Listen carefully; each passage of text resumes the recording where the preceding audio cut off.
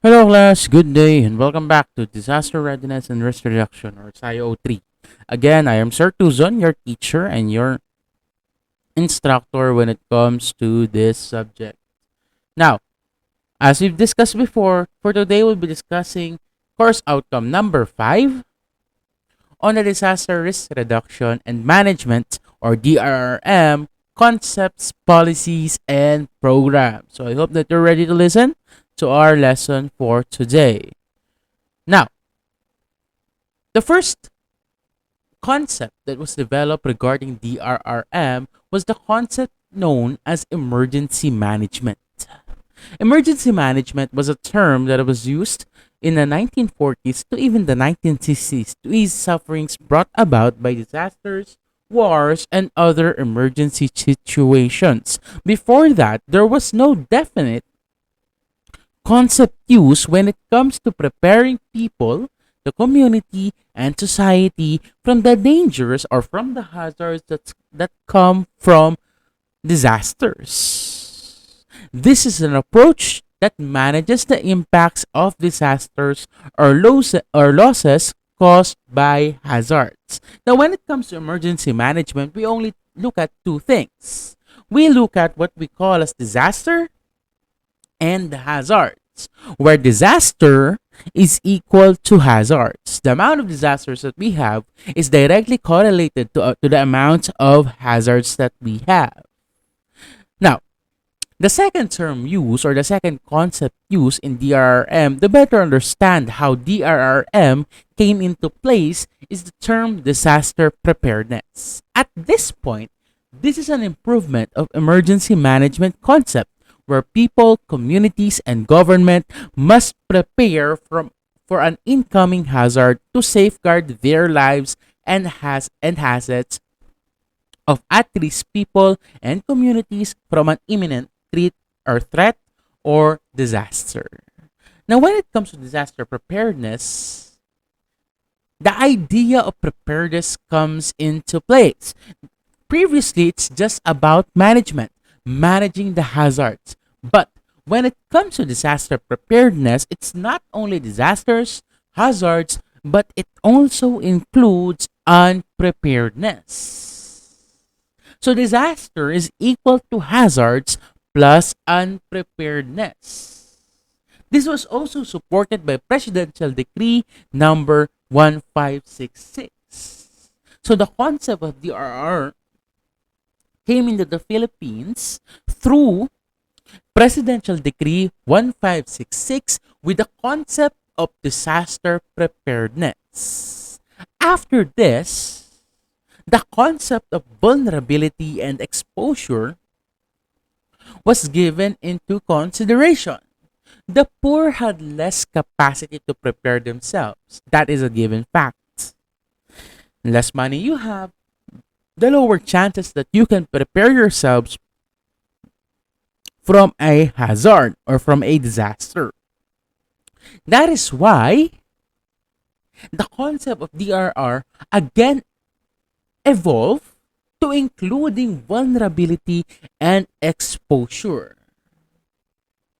The poor or the people who cannot handle or cannot afford preparedness had less capacity to prepare themselves compared to the rich based on the socio-economic conditions, which is why it's not just disasters, hazards, vulnerability, exposure, but also including the community itself,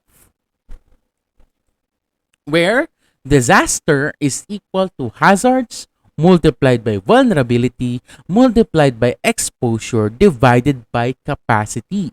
In this case, it encompasses all of the previous ideas that we've had regarding disaster readiness and risk reduction. And when it comes to disaster management, we have what we call as a cycle, where let's say we start with a impact or disaster impact. When a disaster hits, the first thing that we do as a community is to respond to that disaster. to take away the imminent threats, the imminent hazards that our people are experiencing. After that, that will lead to recovery. Recovery is a point where people will go back to their normal lives, to their normal conditions before the disaster impact. However, as they develop into their normal lives or normal uh, conditions, eventually this will lead to the community and to society to prevent and to try to mitigate disasters from happening again, which leads to preparedness. And that preparedness will come handy when it comes to another disaster impact. That is the disaster management cycle. That is how we manage disaster. We respond, we recover, we develop, we prevent, and we prepare ourselves and the community and society itself, which leads us to disaster risk. What exactly is the concept of disaster risk? Disaster risk, class, is the probability of injury, loss of life, damage to property, disruption of services and activities, and negative environmental effects. Any risk that may bring about hazards is called as a disaster risk, which is why it's not just a disaster, but the risks that involve a disaster is actually what is detrimental to the society and to the community, which is why the formula is now changed to disaster risk is equal to hazard multiplied by vulnerability multiplied by exposure divided by capacity, wherein capacity is determined by the economic and by the preparedness of the community itself. That is the concept of disaster risk. Now, what is disaster risk reduction? Disaster risk reduction, class, is a concept that we use to prevent new and reducing existing disaster risk and managing residual risk. We know of the disaster management cycle.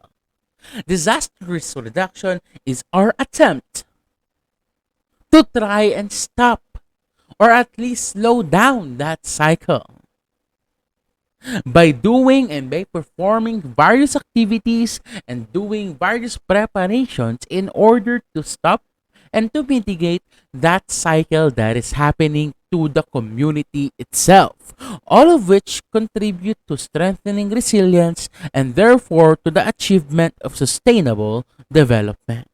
And this is disaster risk reduction. The concept of disaster risk reduction is reducing the risks that happen in the steps in the cycle of disaster management. Attempting to reduce the risks that may happen is the sole purpose of disaster risk reduction. Now, what exactly is DRRM? Disaster risk management is the application of disaster risk reduction policies from the policies built upon by the ideas of reducing the risk in a disaster. We come up with what we call as disaster risk management to prepare or to prevent new disaster risk, reduce existing disaster risk, and manage residual risks, contributing to the strengthening of resilience and reduction of disaster losses. Now, how exactly do we do disaster risk management? We look into the steps that we take when it comes to disaster management in order to determine what we can do in terms of disaster risk management. And let's talk about this one by one, starting with prevention. Prevention is the idea that we need to prevent the outright avoidance of adverse impacts of hazards and means to minimize related environmental, technological, and biological disaster. Prevention is an idea that we do to attempt to prevent from a disaster from happening. Not exactly from happening, but to prevent the risks and the hazards of the disaster to become detrimental to the people in the society. In this context, we can do preventative measures by raising public awareness and education to develop a culture of prevention, a culture that would ready themselves when it comes to natural disasters that bring about hazards to our own health, infrastructure, and the health of our loved ones. Next is mitigation. Mitigation is a structural and non-structural measures undertaken to limit the adverse impact of natural hazards, environmental degradation, and technological hazards. Now, when it comes to mitigations, these are the technologies that we come up in order to prevent or to at least reduce or limit the impact of the detrimental hazards that are happening in our environment, which is why engineering mitigation techniques are developed. This may be structural or non-structural, but their goal or mitigation, in order for us to mitigate, we must look into developing our infrastructures and developing our structures in order for it to limit the amount of damage it will take. Engineering works, hazard resistant construction, while when it comes to non-structural measures, this may be awareness raising, knowledge development, policies, land use, and resource management. So it may be structural, like the engineering measures, or non-structural. But its goal is to mitigate or limit the damage or the hazard that a disaster brings. Next, we have preparedness. Preparedness is the pre-disaster activities that are undertaken within the context of disaster risk management and are based on sound risk analysis. By determining the risks in our environment or our immediate environment, we can prepare ourselves to end or limit the cycle of disaster management. How can we do this? We do this by developing or enhancing the preparedness strategies that we have, by conducting fire drills, earthquake drills, and by warning the community to safeguard their lives and assets by being alert to hazards, taking appropriate action in the face of an imminent threat or an actual disaster.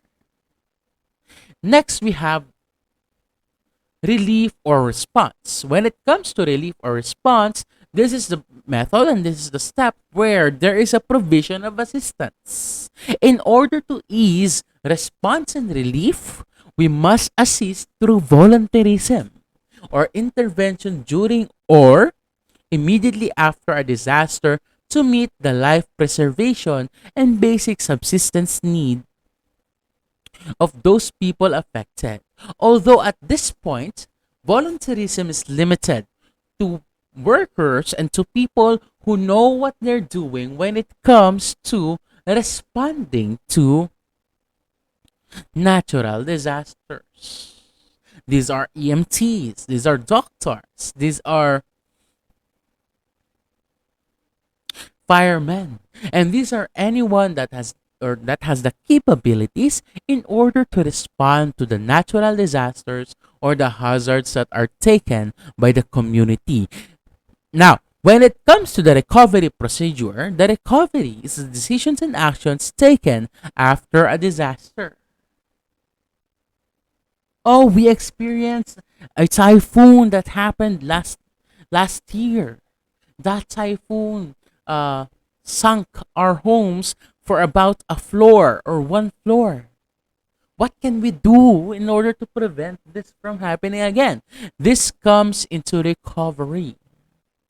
What are the decisions and your actions that you will take after the response and after the relief, with view on restoring or even improving the pre-disaster living conditions of the stricken community, while encouraging and facilitating necessary adjustments to reduce disaster risk. Recovery in the process of rehabilitation and reconstruction affords an opportunity to develop and apply disaster risk reduction measures.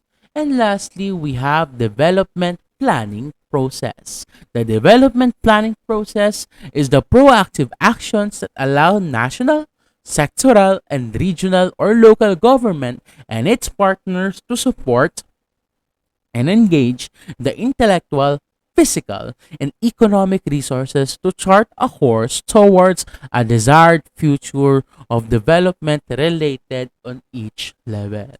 The last step in the disaster risk management process is development planning process that not just involves certain communities but may also involve certain countries to a certain level.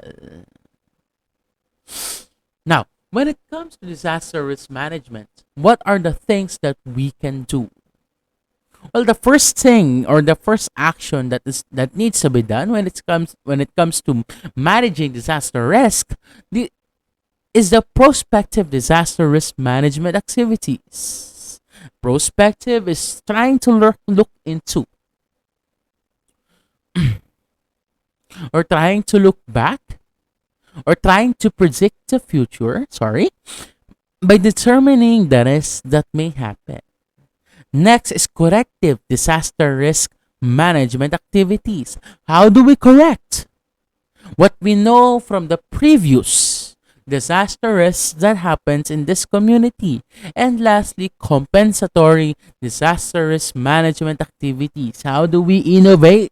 And how do we best improve the methods that we take to prepare the community and to manage the disaster risks? Which brings us to the concept of community-based disaster risk management, or CBDRM. CBDRM is a process of disaster risk management at which at-risk communities are actively engaged in the identification, analysis, treatment, and monitoring and evaluation of disaster risk in order to reduce their vulnerabilities. When it comes to CBDRM, it involves the community being active in preparing themselves from a disaster. Capacity building and determining vulnerabilities is a good idea when it comes to CBDRM. But what exactly do they do? Or do we do when it comes to CBDRM? CBDRM is not only a process of disaster risk management, it also aims to transform passivity and powerlessness into action and resilience. It is a tool, it is a method that we use for the community not to be powerless in the face of disaster, but to be resilient and to take the necessary action to prepare themselves for an upcoming hazard or disaster. It provides opportunities for the community to evaluate their own situations and determine the realistic expectations and the realistic happenings in our environment. And lastly, it promotes participation and partnership. CBDRM is a method that we use to prepare ourselves and the community by informing and by doing things as a community itself. Now, what exactly are good practices when it comes to CBDRM? Now, here are some of the good practices that is done in CBDRM. First, community ownership. Determining the idea that a community owns a certain area. In that sense, it develops a sense of ownership and later on develops a sense of responsibility.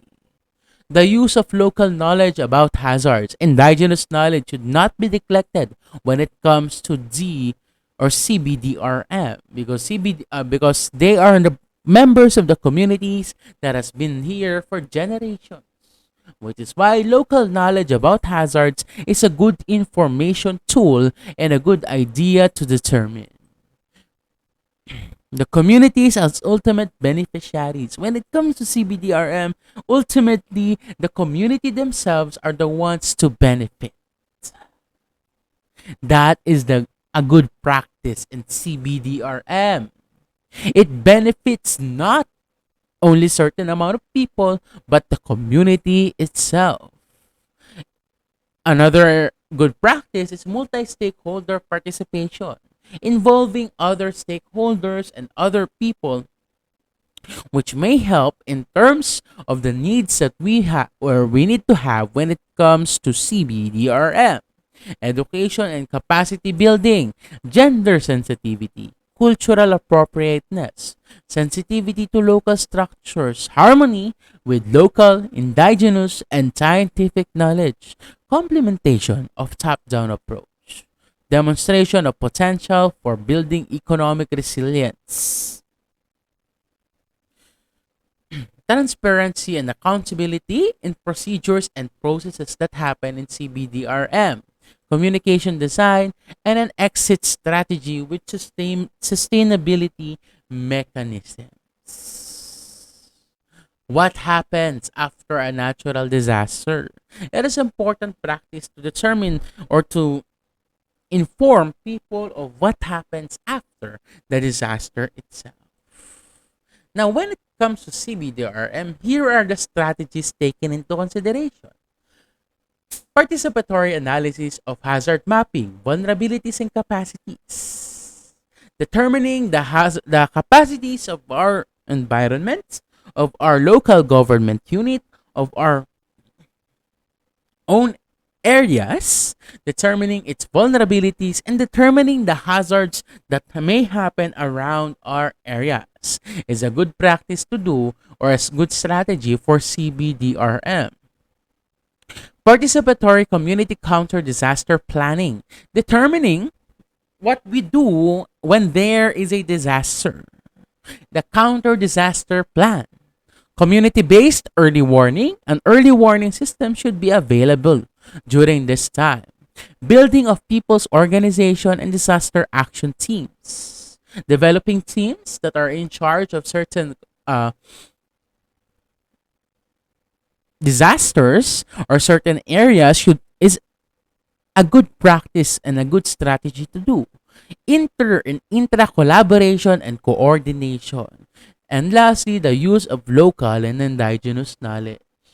Now, what exactly happens in the CBDRM process?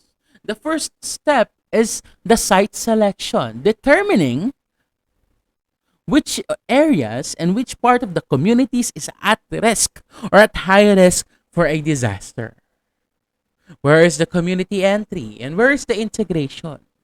Next, enhance social investigation through participatory hazards, vulnerability, and capacity analysis. Now, why is there a hazard in a certain area? What are the risks? What are the vulnerabilities, hazards, and capacities that are happening in this area? Leadership development and organization building. Training the leaders and training the team leaders and organization leaders to determine and to give them the information they need to know in the process of CBDRM. Mainstreaming CBDRM in development planning, including disaster risk management in the planning of the community. That is why every community should have their own office or officer when it comes to disaster readiness and risk reduction. Disaster risk sensitive community planning, planning in the community according to the risks that involve during the when there is hazards and when there are the exposures and vulnerabilities. Mobilization, networking, and advocacy of different plans and different practices that to be used in CBDRM. And lastly, evaluation of these plans and practices phasing out, and following up of or updating of the observed information. Which leads us to the next topic, international agreements. We have three main international agreements when it comes to disaster readiness and risk reduction. The first one is the Hyogo Framework for Action 2005 to 2015, followed by the Sendai Framework for Disaster Risk Reduction 2015 to 2030, and lastly, ASEAN Agreement on Disaster Management and Emergency Response. Let's talk about this one by one, starting with the Hyogo Framework for Action. The HFA was the global blueprint for disaster risk reduction efforts between 2005 and 2015, launched by the UN or the United Nations. HFA was the first among its kind to develop a comprehensive guide to prevent and to reduce disasters and happening all over the world that are members of the UN itself. Its goal is to reduce disaster losses by 2015 in lives, social, economic, and environmental assets of communities and countries. There are 5 priorities during this time. The first one, ensure that DRR is a national and local priority. If you've ever wondered why suddenly DRR became a mainstream information needed in the Philippines, that is because of the Hyogo Framework for Action. Identify, assess, and monitor disaster risks and enhance an early warning system. Use knowledge, innovation, and education to build a culture of safety and resilience at all levels. Reduce the underlying risk factors, strengthen disaster preparedness for effective response at all levels. Then we have the Sendai Framework. The Sendai Framework is the succeeding framework of the Hyogo Framework.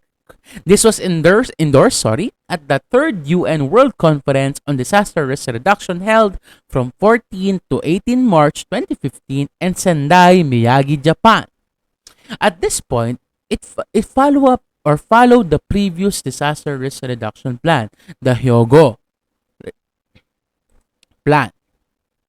HFA was adopted in 168 countries, including the Philippines, during the World Conference on Disaster Risk Reduction held from January 18 to 22, 2005 in Kobe, Hyogo Prefecture, Japan.